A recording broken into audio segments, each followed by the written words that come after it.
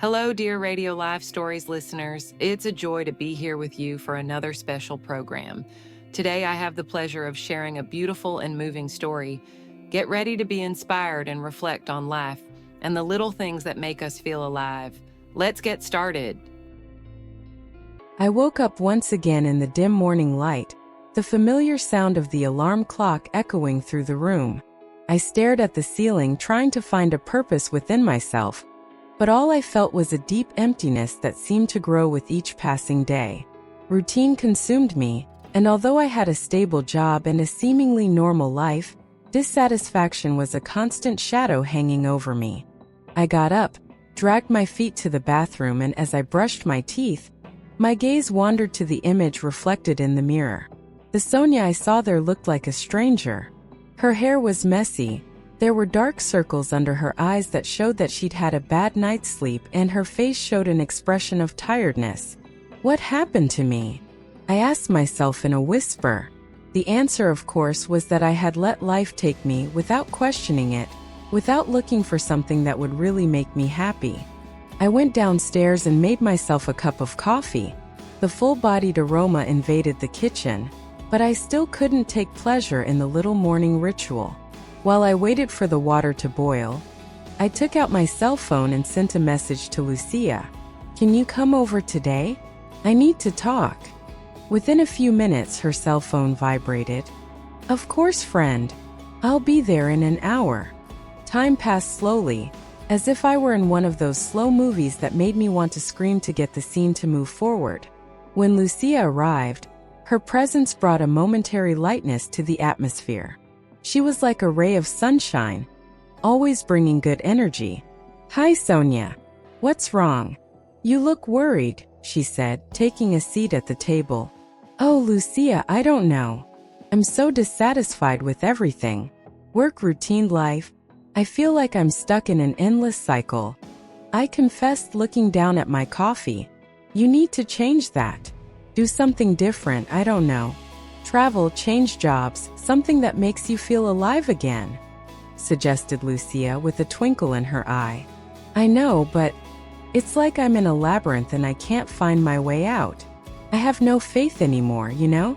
In God, in people, in myself," I blurted out, feeling the tears threaten to escape. Lucia looked at me with compassion. "Believing is hard, I know, but maybe you need to rediscover that faith. Sometimes it's in the little things that we find a reason to go on." "Little things? Like what?" I asked with a weak smile. "Like the smell of that coffee, the sun shining outside, a good chat with a friend. Sometimes the answer lies in the simple things in life," she replied as she picked up a cup. I agreed, but the feeling of discouragement still hung over me. We talked for hours about dreams, frustrations, and hopes, but in the end I still felt lost. The afternoon dragged on, and as Lucia said goodbye, a restlessness settled in my chest. What did I really want? What would make me happy again? The next morning I went to the doctor. The diagnosis I received was devastating. A disease that would begin to affect my eyesight. The doctor's words echoed in my mind like a distant echo. "You will need constant monitoring, and depending on how far it progresses, your daily activities may be compromised." A feeling of helplessness came over me. How could it be possible that, in the midst of a crisis of faith and dissatisfaction, I still had to deal with the loss of my sight? The weight of that information crushed me, and as I left the doctor's office, I realized that the labyrinth I was in was becoming a little more complex. As I walked down the street, the world around me seemed darker. The colors, once vibrant, now seemed faded. What would I do if I could no longer see? The questions piled up and the anguish grew like a wave about to engulf me. At that moment, a single certainty became clear. I would have to confront not only my dissatisfaction, but also the limitations that were now imposing themselves on me. Night was slowly falling, and I found myself sitting in the living room, immersed in my own thoughts. The dim light from the lamp seemed to be a reflection of my life, dull and drab. I looked around and saw the sofa that used to be my refuge on Sundays, The dining table that now seemed like a distant memory of moments that would never come again. All this made me feel a weight on my chest, as if an invisible shadow was suffocating me. That night, loneliness enveloped me like a heavy blanket. Sight, which had once been a source of pleasure and comfort, was now a source of pain. The diagnosis had taken me away from simple activities that I had once considered trivial. I remember when I once cooked a special dinner for my family, with laughter and stories shared. Today, the idea of cooking was an almost insurmountable challenge. The smell of food that had once enchanted me now reminded me of my inability to enjoy life as I used to. I took out my cell phone and, without much thought, clicked through videos on the internet. What was I really looking for? A sign? An answer? What I found was a motivational video that started playing. The speaker's voice, firm and optimistic, seemed to echo in my mind. "You're not defined by what you've lost, but by what you can still achieve," he said. My heart squeezed. How could I believe that? I looked down at my hands, which were shaking slightly. Conquer what? I muttered to myself, as if the question could be answered. The speaker continued, and with every word, a part of me began to question his own narrative. Get up, create new opportunities. Life doesn't end with a difficulty, it just changes shape. Tears began to stream down my face. It was as if he were speaking directly to me, as if he were seeing me in those moments of despair and loneliness. The video continued, but I was more concerned with the voices inside me. I turned off my cell phone and leaned my head back against the sofa, trying to silence the thoughts that tormented me. In this silence, the echoes of my life before the illness exploded in my mind. "Sonia, you're a fighter," I remembered hearing from my mother. But where was this fighter? Life had knocked me down and I didn't know how to get up. The door opened with a creak and my sister, Clara, walked in. She had always been a light in the darkness, but that night I wasn't willing to be illuminated. "Sonia, are you all right?" she asked with a worried look on her face.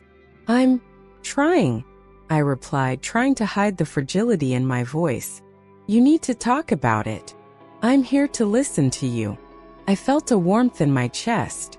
Clara had always been my anchor, but I didn't know if I could open up. The words seemed stuck in my throat, and the thought of exposing all my pain terrified me. "I just don't know how to deal with it all, Clara. Life has become so overwhelming," I confessed, as the weight of my emotions overflowed. She came over, sat down next to me and took my hand. "I understand, but you're not alone. We're all here for you. Let's find a way to face this together." Those words touched me deeply. But even so, a persistent thought plagued me. How could I face something that seemed so much bigger than me? The darkness in my heart seemed denser than any shadow I could see. "I just want to go back to who I was," I said, my voice breaking. "You're still you, Sonia. Only now you're on a different journey. And I'll be by your side, no matter what," Clara replied, and I believed, even a little, that maybe there was a way out of this dark labyrinth. Listening to my sister's words of support, I began to feel a faint hope spring up in me, like a flower that stubbornly grows amid stones. It was a strange feeling, but at the same time comforting. At that moment, I realized that even in the midst of pain and uncertainty, there was room for light to enter. And with that, the journey that had only just begun began to take on a new meaning. The day dawned with a soft smell of fresh coffee permeating the air. It was an aroma that I had barely noticed before, but which now became one of the few pleasures I had left. I sat down at the table, where a steaming cup was waiting for me, and despite the darkness that surrounded me, I made a conscious effort to feel every detail of that moment. The warmth of the ceramic against my hands, the sound of the liquid being poured, and above all, the intense taste of the coffee that danced in my mouth. How could I forget how good this is? I muttered to myself. Over the last few days, I plunged into a new routine, deciding that I wouldn't let the loss of my sight trap me in a world of darkness. I started listening to motivational videos, stories of overcoming that echoed in my mind, And in each narrative, I found a fragment of hope. One of these videos talked about gratitude and how this simple act could transform our outlook. Inspired, I grabbed a notebook and pen from a dusty drawer. I began to write. Today, I am grateful for breakfast, for the sun that I feel warming my face through the window, for the affection of my friend Lucia, who even from far away, always sends me messages. I wrote, each word becoming a mantra of resistance. "What are you doing there, Sonia?" asked Lucia when she entered the house. Her voice was familiar and reassuring. "I'm writing about gratitude," I replied without looking up. "You won't believe how much it's helped me." "Really?" she said, coming closer. "I always said you had a talent for this. You should really consider taking it more seriously." Who knew, right? Life forced me to stop and think. I laughed a little nervously. But deep down it's true. Looking at the little things like the smell of coffee is liberating. Lucia sat down opposite me, her eyes shining with curiosity. "And what else have you noticed?" "The sound of the rain is incredible." I sighed, remembering the drops gently hitting the window. "It's like a song that's always been there, but I've never really heard it. Now every drop seems to tell a story." "That's beautiful, Sonia." Lucia smiled, and I could feel the empathy in her voice. "You really are changing." Those words echoed in my mind. Transformation. That's what I was looking for. I tried to remember the moments when I felt truly alive, and I realized that it was in the little things. Over time, I began to practice gratitude on a daily basis, recording every little detail that brought me joy.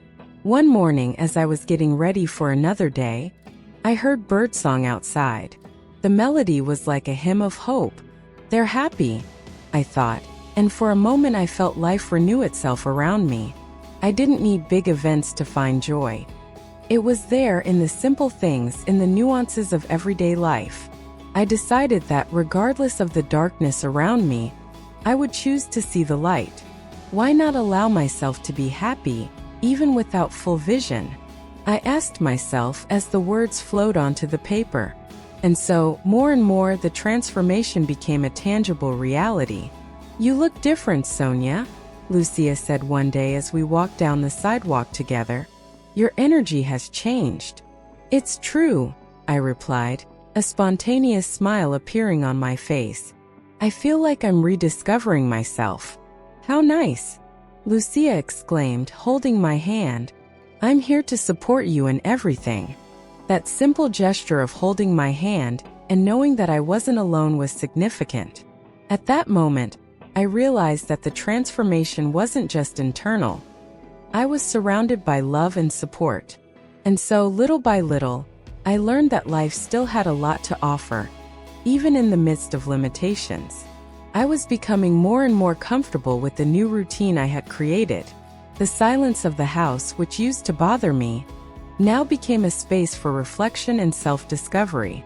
Mornings began with the soft melody of the birds outside, and I allowed myself to sit at the table with a cup of hot coffee in my hands, feeling the aroma spread through the air.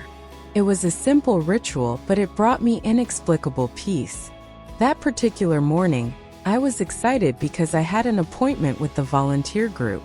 It was an initiative that I had enthusiastically embraced, helping visually impaired people to relearn how to explore the world. When I arrived at the community center, I was greeted by smiles and warm hugs. The positive energy in the place was contagious. "Sonia, how nice of you to come," said Maria, one of the coordinators, with a twinkle in her eye. "Today we're going to work on some awareness-raising activities. Are you ready?" "Absolutely, Maria. I'm excited to help," I replied, feeling the adrenaline rush through my veins. The first exercise involved walking blindfolded. The aim was to rely on the other senses and learn to be guided only by touch and hearing. I was paired with a young man called Lucas, who had incredible energy. He guided me, his firm arms giving me security. "Relax, Sonia. Feel the ground beneath your feet. Listen to the sounds around you," he said in a calm voice. "With each step, you'll get used to your surroundings." As we walked, I could hear the noise of the city, the wind caressing the trees, and even the distant murmur of conversations. It was liberating. The fear of not seeing turned into a feeling of freedom. After a few laps, Lucas stopped and said, "Now open your eyes." When I removed the blindfold, the blinding light of day hit me and I smiled. Although my vision was still limited, the experience had shown me that there was much more to it than just seeing. The connection I was forming with those who were also facing challenges made me feel part of something bigger. During the break, I sat at a table with some of the volunteers. Among them, I recognized a familiar figure. It was Fernando, an old childhood friend. I hadn't seen him for years, and the surprise was immense. "Sonia? Is that you?" he exclaimed, his eyes shining with recognition. "Fernando, what a nice surprise," I replied, smiling broadly. "What are you doing here?" "I started volunteering a few months ago. I've always believed that helping others is a way of finding yourself. What about you? How has your journey been?" "Oh, a bit complicated," I confessed, feeling the words slip out. "But I'm learning to live with my disability. I've found a new purpose helping other people." "That's incredible, Sonia. You've always had that sparkle. It's good to see that you're finding a new way of expressing yourself," he said sincerely. We chatted during the break, and every word exchange seemed to revive memories of simpler times. Fernando has always been a loyal friend, and his presence at that moment brought a wave of nostalgia and hope. "I've always admired your strength. Even in difficulties, you always found a way to keep going," he commented, looking into my eyes. "That's what I'm trying to do now. I've learned that life is full of challenges, but also opportunities. And in a way, with this new reality, I'm rediscovering the beauty of the little things." Fernando smiled, and that connection made me feel that, even with the limitations, there was a possibility of reconnecting not just with him, but with myself. The day passed in a mixture of learning and laughter. When I returned home, my head was full of reflections. What had once seemed like a limitation had now become a new way of seeing the world. Maybe that's what I needed. Not just to see, but to feel, hear, and live fully. The adaptation wasn't just about my lack of sight, but about the way I chose to look at life. That night, before going to bed, I wrote in my diary, "Today I realized that life is a journey of rediscovery, and maybe the true vision is not in the eyes, but in the heart." I woke up with a start, my heart racing and my mind still wandering through the echoes of the dream I'd had. It was a quiet night, but the experience had been profoundly intense. I remember finding myself in an illuminated field, where the light seemed to dance around me. God's presence was palpable, like a gentle breeze touching my skin. He was looking at me with a love I had never felt before, and everything seemed so clear, so sharp. "Don't be afraid, Sonia," he said with a voice that echoed in my being. "Your journey is just beginning." I felt a wave of hope flood my body. When I woke up, the darkness of my room seemed less oppressive. Morning light filtered through the curtains, and I could hear the birds singing outside. It was as if life was calling me again, and I was ready to hear it. I got out of bed and, with an involuntary smile, went to the window. The sunlight caressed my face, and I took a deep breath, feeling the fresh, clean air. The colors I saw, although still blurry, seemed more vibrant. It was as if I had gained a new pair of eyes. I looked out at the garden, which, although not yet completely visible, was full of life. The flowers exuded a sweet fragrance that I had barely noticed before.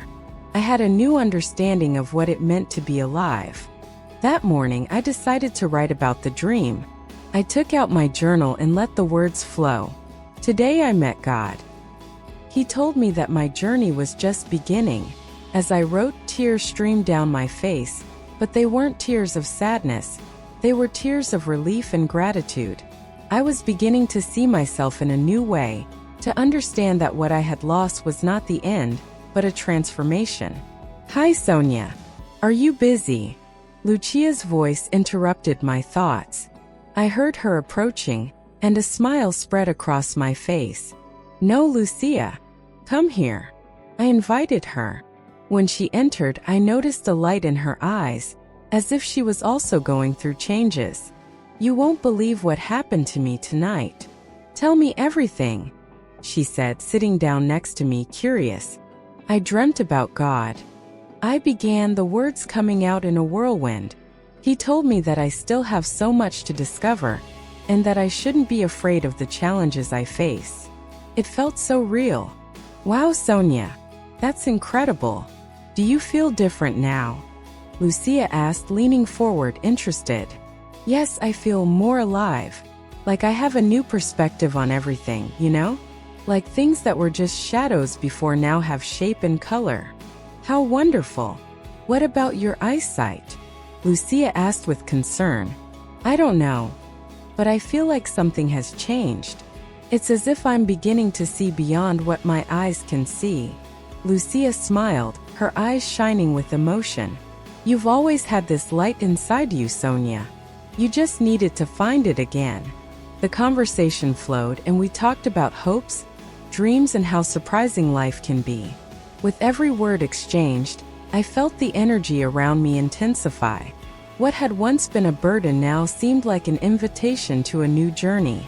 I decided that day would be different. Instead of hiding at home, I would get dressed and go for a walk.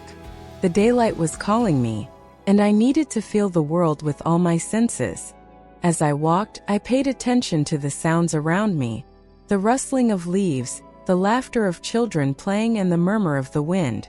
Everything seemed so vivid, so full of life. "Hi, Sonia." Fernando's familiar voice brought me to a dry stop. He was standing on the sidewalk, a broad smile on his face. "How are you?" "Fernando, I'm fine. I've just had an incredible dream." "Incredible dream?" I'm curious now. What happened? I told him about my experience and how the light seemed to have come back into my life. The empathy in his eyes made me feel that I wasn't alone in this journey. He told me about his own struggles and how he had found strength in moments of weakness. "Sometimes we need to lose something to really realize what matters," he said, and his words resonated in my heart. At that moment, I realized that I was surrounded by people who cared about me, who understood my struggle, and were willing to walk alongside me. With a new purpose pulsing inside me, I knew that my journey was just beginning. And for the first time in a long time, I was ready to embrace the unknown. I woke up in a state of indescribable euphoria. The dream I'd had the night before was still dancing in my mind, like a soft melody that didn't want to fade away. I sat up in bed, my hands cold with anticipation, and looked around me. The morning light filtered through the curtains, and I sensed that something was different. I stood up slowly, leaning on the chair next to the bed, and walked over to the window. When I looked out at the world, something surprised me. The colors seemed a little brighter, the shapes a little sharper. A shiver ran down my spine. "It can't be," I muttered to myself as I touched the window with the back of my hand. The sound of the birds singing seemed clearer, more joyful, as if they were celebrating new life. I decided it was time for a medical checkup. The journey to the clinic seemed lighter, as if I were floating. As I entered the room, the doctor gave me a curious look, and I couldn't help but smile nervously. "You look different, Sonia. What happened?" he asked as he adjusted the glasses on his nose. I had a dream," I replied, feeling a surge of emotion. "And I feel that something has changed in me." The examination was carried out with precision, and the doctor's every move seemed like an eternity. When he finally removed his glasses and looked at me, a glint of surprise shone in his eyes. "Sonia, you've recovered 60% of your sight. That's remarkable," he exclaimed, and I could hardly believe my ears. "I don't know how that's possible. I was sure I'd never see anything again." Tears began to stream down my face. Sometimes the mind and body connect in ways we don't fully understand. It could be that your emotional transformation has impacted your physical condition, the doctor explained, as he handed me a tissue. Emotional transformation? What do you mean? I asked, puzzled. Sometimes illnesses are linked to unresolved traumas. It's as if the body is trying to tell us something. Have you ever considered that? He asked. His words echoed in my mind. I remembered the nights when I cried alone, reliving memories that didn't seem to want to go away. What hadn't I faced? What still held me in the past? As I returned home, a new determination grew inside me. It was time to confront my ghosts. I sat down with my diary, the pen in my hand trembling slightly. Writing would be my first step. Dear Sonia, I began. It's time to look inside and face everything I've hidden from myself. Why do you feel so guilty? What really happened? The words flowed like a river flowing into a sea of emotions. I remembered my childhood, the expectations I couldn't fulfill, the words I never said, the love I never received. And suddenly I realized that, in my search for external validation, I had forgotten about self-love. You're enough, Sonia, I wrote with tears in my eyes. You deserve to forgive yourself. With each word, a part of me broke free. The weight I was carrying seemed to lessen, and with it, a new light seemed to illuminate my being. In the days that followed, I continued this process. I found the courage to call friends I hadn't seen for years, seeking their forgiveness and offering my own. And each conversation filled me with a sense of relief. Sonia, are you okay? You look so different, said Lucia in one of our conversations. I am, Lucia. I really am. I'm learning to love myself and to look at the past differently. I replied, and the joy in my voice was contagious. And so, looking out of the window on a sunny day, I realized that I had found a new purpose. The sun was touching my face, and I, now more than ever, was grateful not just for my sight, but for the life I had chosen to live. Thank you, God, I whispered as I let the tears flow, but this time they were tears of happiness. And so we conclude another exciting story here at Radio Life Stories. We hope that Sonia's journey has touched the hearts of each and every one of you, just as it has touched ours. Before we say goodbye, we'd like to ask you to subscribe to our channel, share this story with friends and family, and leave your comments on how this narrative made you feel. And now I leave you with a few thoughts. What would you have to lose to start valuing life? If God only left in your life what you were constantly grateful for, what would be left for you today? Think about the small daily blessings and the importance of treasuring every moment. Thank you for listening, and we look forward to seeing you on the next broadcast. Until then, may God bless each and every one of you. See you then.